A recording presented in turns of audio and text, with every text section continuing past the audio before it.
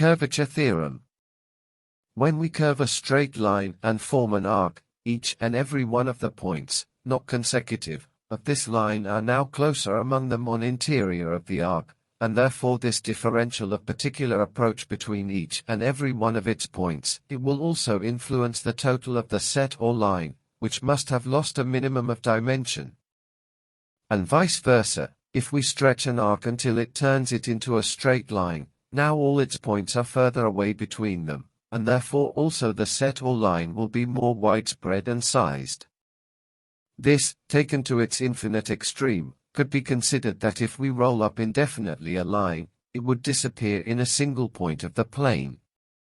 For this reason and property, when we add sides of triangles inscribed to the circumference to obtain pi, what gives us is a straight line, extended arc. The sum of many straight lines is also a straight line, that must exceed the current pi adjustment.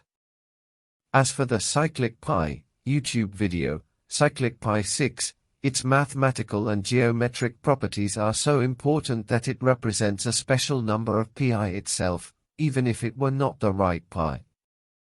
Although from my point of view, and precisely due to its properties, it must be the correct number pi. There are many ways and means of extracting the cyclic pi from the geometric figures inscribed or relative to the circumference, through simple and direct formulas, from radius, diameter, inscribed and circumscribed squares, etc., but here we are going to put three simple, easy, and differentiate paths.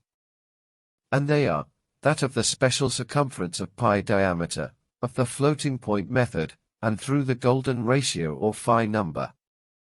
1. The special circumference of pi diameter is the only circumference for any unit of measurement which complies with the fact that its diameter is pi, its perimeter is pi squared, and which produces or engenders an interior circle of perimeter 2 pi and radius 1, and a circumscribed square of perimeter 8.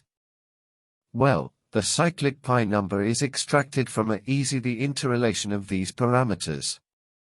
2. The floating point method is interesting, because with its way of use the cyclic pi is easily extracted.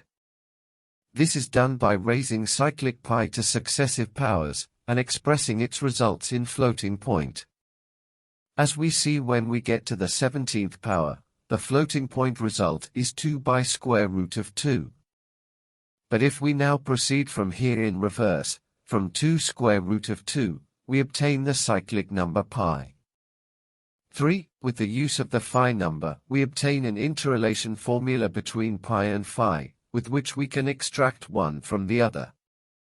Besides and following, we will include a property that I believe is important to justify the cyclic pi, and it is the circumscription property of simple geometric figures, in which powers and functions of basic elements will give us the measures of all their circumscribed figures.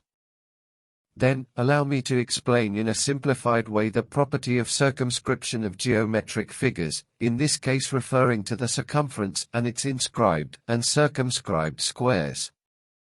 This property would tell us that powers of the basic elements of the circle, such as its diameter and the number pi, cycles of pi, will give us the dimensions of all the squares and circumscribed circles between them to infinity, as shown in this drawing and in the following one, in which we see that the current pi does not comply with this property, and deviates in successive powers.